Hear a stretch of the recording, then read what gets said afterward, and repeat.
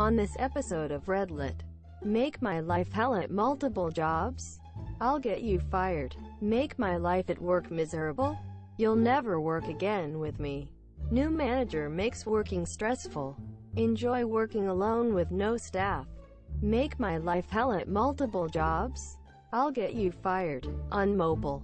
Backstory: in the early 2000s I worked for overpriced CD store. I really liked my job aside from one coworker, Karen. We just didn't get along. I made the best of it, but she was a borderline bully. Of course she gets promoted to key holder and proceeds to turn into a full-blown power trip bully. She made my life hell, and a job that I previously loved I couldn't stand anymore. I made a formal complaint that made its way to HR. But I was done working there, which was her goal. Of course, when HR investigated my claims, they found she and the assistant manager were dating. Oops. Smirking face. And she was moved to another store since fraternizing was against policy. Apparently she didn't like that store and quit. A few months later I was happily working at defunct bookstore. And who gets a job at the defunct bookstore at another mall? Karen. Over the next few months she proceeds to do little things to annoy me, like hanging up when I would call their store for a customer, or leave me on hold forever. Of course I would get in trouble for not effectively handling the customer with their needs. The revenge: about 6 months into the job I heard through the grapevine of store gossip that Karen had been injured in a car accident. Apparently she had hurt her back and went on medical leave. She couldn't stand for more than 10 minutes at a time without excruciating pain. This is important. She was on indefinite leave, and her store could not hire anyone to replace her while on medical leave, leaving them short-handed, and I knew her manager was really annoyed. After a few months, 2 months later, a few friends of mine and I decided to go play pool. A former coworker, Rick, from the overpriced CD store was there. Rick: man, too bad you weren't here last night. It would have been a reunion. Karen and assistant manager were here playing pool. Quote, me? Karen was playing pool? Quote, Rick: oh yeah? They come in every Wednesday night. Me? Really? That's interesting. Every Wednesday, huh? How long has this been going on? Quote, Rick: a few months now. Yes. For the entire time she was on medical leave, Karen was out playing pool once a week, not at home in debilitating pain like she claimed. The next day I went to her defunct bookstore and asked to speak to the manager. I told him all about her weekly pool sessions and encouraged him to be at the pool hall the next Wednesday night to catch her in action. That Thursday, she was fired. The last time I saw her, she and her friend were attempting to follow me home from work. I called the police and led them into the police station where they told her to leave me alone or be arrested. She stayed away from me after that. Edit: wow, thanks for the gold. Make my life at work miserable? You'll never work again with me. I used to work at a medium-sized IT services company and had recently been moved to a smaller branch office with a nice pay raise. I was basically my own team and got to do interesting work on a large project. Since they were satisfied with the work but needed it done in a larger scale, the company hired another person to help me. Meet Fred. I knew Fred from outside work through common relationships, and I didn't find him any weirder than other nerdy people in the business. Oh boy. Fred was good at technical work. Very good. When it came to human interactions, though, it was something else. Fred thought of me as his only friend in the workplace and would bitch all day long about all other colleagues, who were all equally incompetent, weird, evil, and generally deserving of his scorn. Fred had a terrible tendency of telling other people we had to work with that they were doing things wrong and that their software was crap, which was often technically right, but completely forgetting the constraints in which other people had to work, and that there might have been reasons for things that now sounded awful, which is basically always the case in IT. People resented both of us as a team for things he said, and some situations became entrenched. It was getting harder every day for me to get to work. Eventually he made a lot of enemies and he got a meeting with the division director. It only lasted for a few minutes, during which he told the boss of 800 people that he was an evildoer. It was his last day in the company. I worked alone from that time and managed to finish most of the project, smoothing things over with other teams. A few months later I got an offer for the job of my dreams in a huge utility company. After starting the work, guess who I discover working right here as a contractor under my direct supervision? Fred. Fred looked so happy to find a friend again. He spent most of my first day at work telling me how the company was awful. Everyone was dumb and everything was insufferable. I went home that night feeling horrible, wondering how much of what he told me was true and how bad it would be to work there. Turns out, after a few hard starting days, it really was the job of my dreams, acting now with Fred as a client and not a colleague. I managed to keep him in check and to improve a lot the perceived quality of the team's work. Prior to my hiring, Fred was basically telling people to fuck off whenever they were asking him things he didn't want to work on. Having someone who could see through his bullshit to manage him got the roadmap back on track. Eventually I learned that my colleagues had been very wary about working with me at the beginning, because Fred had been bad-mouthing me from the day he learned I had been hired to manage him this year. This had made the first weeks difficult until they understood he had been lying about it all. About 2 years later, I was now team manager and my boss comes in my office and asks me about a hiring issue. There's a new position in the team, and the recruiter asked him about someone with excellent technical skills but who sounded very arrogant. Guess who wanted to work as my colleague again? If you've followed the story, you've gotten it right. I did not let out to my boss the slightest bit of resentment. I explained him how he was a very competent person, but that he might just lack a bit of the skills required for our company's teamwork. I knew exactly what I had to say for my boss never want to hire him. Ever. Without making it about our personal history. I only told what happened to a close coworker and he sounded very thankful to hear that he would not have to work with Fred as a colleague. A few months later, his company lost the contract and Fred was hired by the new contractor. However, they were not as lenient with him as the previous company was. And another few months later I was finally Fred-free.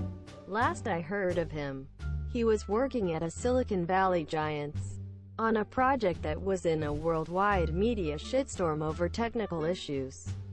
I keep wondering whether he was telling everyone else in his team how bad at their job they were, and how much he contributed to that massive failure. New manager makes working stressful. Enjoy working alone with no staff. Hello again, Reddit. I have been reading these stories a lot, and while I did post a story about my great-grandfather a while back because I recently heard it from my mother and grandmother, a new story that I had almost forgotten about came flooding back to me recently. The main reason I am remembering this is because of a recent phone call that I took in from my current job. This is a long story with some backstory, so bear with me. This story happened over 20 years ago during the late 90s. I was 17 and had just recently gotten a job as a dishwasher at a local summer camp. This was a large camp that was run by a corporation. I won't say the name of the corporation, but there is a very famous song named after theme. This year I had been to this summer camp before as a kid, so I knew the layout of the camp. My job started up on the first week of summer, mid-June, so the kids were already there. I had my interview with the acting kitchen manager, who we will call Susan. The original manager had just recently left the company and put Susan in charge. This didn't seem to bother Susan, as she was eyeing for the kitchen manager job that had recently opened. Susan was a sweetheart. She was nice and helped me out with everything. I also interviewed with Bob, the camp director, as Susan did not have any hiring or firing power, as she was just an acting manager. The majority of the kitchen staff were also nice and helpful. I made friends with them during the time I worked there. While there was way more than these people, I remember there being around 10 to 15 kitchen staff members during the summer. I am only going to bring up ones that are important to this story.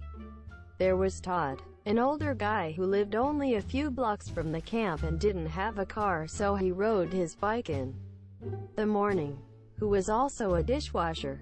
He was my supervisor but also really nice. Dale, the head cook, had been there for a long time and used to be a cook for the local middle school. Debbie, another cook. Ellie, a kitchen server, later girlfriend, and Boris, a Russian dishwasher who had a sponsorship with the camp as part of their worldview program. This year there were 3 other dishwashers. Dumb, Dumber and Dumbest, who I will call the dummies, but they are not part of Revenge. Just that there were 3 dishwashers that were the worst. Nobody got along with them and they couldn't get fired because Susan was acting manager. Now, due to the fact that we were located at a camp, the staff had full access to the facilities of the camp. This means that during my breaks or off work, if the camp was open, I was allowed to go to the swimming pool, go horseback riding, or even boating, as long as I didn't get in the way of the kids, who had a set schedule. It was full access. Susan told me this along with the director of the camp, Bob, during my interview. Bob was also a nice man but also kind of weird. This is important later on. During the summer, this place was wonderful. I would typically start working the lunch shift, then have an hour lunch break between lunch and dinner, while I was required by state law for a half-hour lunch. Susan gave me an hour, which she did for everyone. Typically during this hour I would go swimming or play with the horses. One time Bob and I went jet boating around the lake, or Ellie and I would make out in the pool. Just typical stuff a teenage boy would do. Most everyone in the kitchen staff loved me, as I was a model employee and helped with just about everything. They loved that they had someone who they could get help with, as the dummies would always mess up. In August, we got the news. The corporation had picked a new kitchen manager, and it was someone from outside of the company. Susan was really upset. She had worked so hard for years for this job, and the higher-ups picked someone outside of the company. The new manager was named Karen. The first time we met Karen, she gave a speech how new changes are coming, and we will now work as a team, and was condescending at Susan's work. The first thing she did was do a massive clean-up to the large walk-in fridges. The strange thing was, she didn't have the staff do it, but it was, later on we found out, her family cleaning it out. She also hired her husband, Dan, to be the assistant manager, pretty much forcing Susan out. During this time the camp was starting to transition from a summer camp to an event camp, so the large staff would be cut in half. This wasn't a problem normally, as people would be leaving for school or other seasonal jobs start opening up. The first people she cut were the dummies. Everyone was happy on that, and that was the only good thing she did. But in the end, all that was left was Ellie, Dale, Todd, Debbie, Boris, a few others, and me. I asked Karen if I could work the weekend, as I had high school, and she agreed since everyone else had wanted to keep me on staff. Karen then begins her terror. It only took a week, but it happened. Her fangs started to show and the power got to her. Each person felt the wrath of her.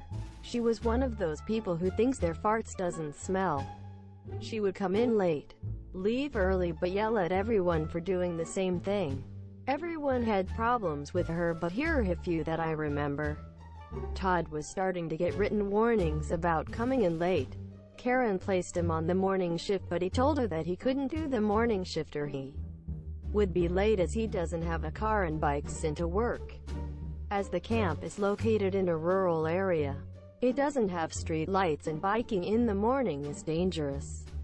This isn't a problem during the summer as the sun is up earlier, but during the fall and winter time, it's not acceptable. She called him lazy for not having a car, and it didn't matter. She needed him in here. Dale, the head cook, was starting to get fed up with Karen ordering too little of the food and the wrong food, having cheaper products and being forced to work with a broken stove. One time he asked her when the stove would be fixed and her response was, "Fix it yourself. You are a big boy." So oftentimes we would run out of food for the night and had to make sandwiches for the people. Ellie got the worst of it. Since we were dating, I found out that she had an eating disorder a few years earlier. She was 2 years older than me, and used to be anorexia. Karen kept calling her piggy and fat and how she shouldn't eat all the food in the kitchen. She was upset and crying the whole time when this happened. I confronted Karen about it and she said she shouldn't be a sheltered college brat and should just grow up, and if she has a problem, she should talk to me, not you. I also felt the wrath of her too. She would change my schedule around randomly after posting it. On Friday we would get our schedules for the week. I typically worked Friday night, Saturday and Sunday because of high school. During the week, she would change my schedule. So I was working on Friday night. She changed it to Wednesday night and then would call saying I missed Wednesday night. Unlucky for her, Dale had my number and called me whenever he found a schedule change, but it was getting old quickly. She would also tell me to do a job, then change what to do. For example, one time she told me to clean the oven, and when I was near finishing up on the job she asks why I didn't clean the stove and get mad when I said she told me to do the oven. Another example was that she would tell me to mop the floor and Boris would come over and help me out because he had nothing to do and then get on me for Boris finishing my job. Even though Boris spoke up and said that he asked her if he could help me and she said yes. Another example was that she cut my break from an hour to half hour and not allowing me to use the facilities during my break since I was only on break to eat, not play. After a few weeks of this, late September, I went to Bob about her and told him everything about what she was doing to us. I found out from Bob that Dale also went to him earlier that week with the same thing. However, having the spine of a jellyfish, he said, "I'll talk with Karen." Then a day later Karen starts getting on us for going to Bob and not her, saying, "If you have a problem with me, you come to me, not Bob." This was the last straw for us. So I talked with the rest of the kitchen staff and we decided that she needed to leave. During one of my breaks that she wasn't in the office that day when we were still trying to think of a way to get rid of her. I was eating my dinner in her office. The manager's office was the only one with AC in it and it was a hot day. We all had permission to be in her office as it had the keys to the large fridge, tools, the private restroom and whatnot. I'm eating dinner with Ellie when Boris comes looking for a pen. He was trying to fill out information so he could go home to Russia. I don't remember what, just that he was planning on leaving in 3 weeks, and sits down at her desk. He is opening up the desk to find a black pen when he finds a check. It was a paycheck to one of the dummies, who left a month earlier. It was his final paycheck. Highly illegal to withhold a paycheck. Boris showed us the paycheck and then he started to look at the computer that was on her desk. While Karen was a jerk, she was also stupid and left everything unlocked. There he saw the orders. She was ordering things that we never got into the kitchen or ordering extra stuff. It turns out that she was ordering more food than we thought, stealing the food and using it for her own personal use. I told Boris that he was looking through her personal files and he said, "What are they going to do?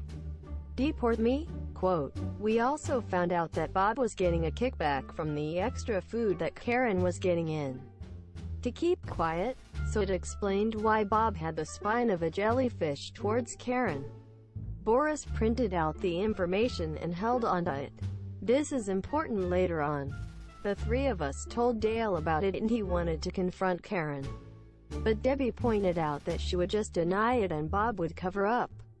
We thought about corporate but we had no connections to corporate and Susan had left the company, who used to have the connections. It then hit on us. In about 3 weeks, Mid-October, corporate was going to be having a retreat using the camp. All the big wigs and high-ups were going to be there, and we were all scheduled to be at work that day because there was going to be a huge feast for dinner, while lunch corporate was going to have grilled burgers and hot dogs. I remember that corporate brought in an outside vendor for the grilled stuff since they were preparing a big feast. Karen was also going to be there to impress the big wigs. We decided to act on that day, but also knew what to do beforehand. It was also going to be Boris' last day as he was leaving to Russia that night. So on the day of the feast, all of us show up on time at around noon. The dinner feast wasn't going to be until 5 p.m., so we had plenty of time to prepare, or at least that's what Karen thought. We got there and just sat down around the kitchen and did no work. We locked the freezer with a different lock. It was only locked with a normal deadbolt lock you can get at the hardware store. The janitor wasn't going to be in until later in the evening, thanks to Dale telling him about the plan and not to answer the phone, so he couldn't use his tools to break into the fridge. So we waited. Karen didn't get in until 4 p.m. with her husband. She looked as if she was ready for a major interview when she saw all of us just standing around. The stove wasn't on and cold. The fridge was locked and we were just sitting around. Karen started to yell and talk about how today is important for her and that she would have our heads for this. So Dale comes up to her and says, "We quit." Karen went full on deer in headlights and her mouth was so wide open that you could throw peanuts into it. All of us walked out on her, into our cars, and drove away before she could get a word in. We decided to just quit. After we quit, all of us started to look for jobs. While some had security lined up since we knew that this was going to happen, but knew that a major shakeup like this would grab the attention of the big wigs. I found out a month later when I got a call from Susan, the original acting manager before Karen, asking me if I wanted my old job back. It turns out that Karen called Bob and said her whole kitchen staff just left and they needed to tell the big wigs that the feast was going to be cancelled. She couldn't get into the fridge with all the food since her key didn't work and nobody was picking up to help her. She tried to call others that left or were fired, but since she was so toxic that nobody wanted to work with her, the big wigs were not happy. They went right to the kitchen to find out what was wrong and saw that nobody but Bob, Karen and Dan were there without any food cooking. Boris walks in and Karen starts yelling at him, saying how could he do this to her? Boris then hands the big wigs the printed information he got from Karen's computer earlier and had made copies of it. Gave it to everyone in the room. Boris told me, though email, that he wasn't sure who was in charge, so he gave everyone in the room the information said see. Figured one of them had to be a head guy. Then got into a taxi and went back to Russia. Corporate started an investigation as soon as that happened. Bob, Karen and Dan were fired almost right on the spot, and not only did they find out about the withholding checks and backdoor deals with Bob, but also Bob was stealing money from the camp to support a drug habit. Karen and Bob were arrested for fraud and most likely other things. It has been over 20 years. I don't remember everything, but that one stuck out at me. Pretty much the whole camp had a shakeup. Susan took over as the manager, got the job she wanted with a pay raise. She did leave after they gave the job to Karen, but her new job wasn't working out, and about half of the staff came back. I did come back too. During the 2 months I was out of work, my parents were helping me out with bills. They forced me to pay for my own car insurance and gas. My grades were never the best in high school. While this was happening, I came back, but only for a month, since by that point it was in the middle of winter and it was costing me more in gas to get to work than work was paying me. Dale came back to the job along with Debbie, but Ellie and I broke up. It was a summer love anyway, as she moved away for college. Todd never came back and works at a local liquor store. At least last I saw him this year. I haven't been in that store in about 7 years. So what happened now in my current job that caused me to remember this? Well, I got a call from Dan about a month ago recently wanting to do some work for him this year. However, he lived in another state that we aren't licensed to do work in, and that was pretty much the end of the conversation. I decided to Google search her name but didn't find much information except some court records about the original case from years ago. Dan and Karen do not appear to have any social media page or anything that I can find. I honestly don't care anymore, as it has been over 20 years since this happened and I'm much happier at my current job. TLDR. Summer kitchen job at summer camp gets new manager and start causing problems. Whole staff quits during an event and gives higher-ups information about fraud with manager and director.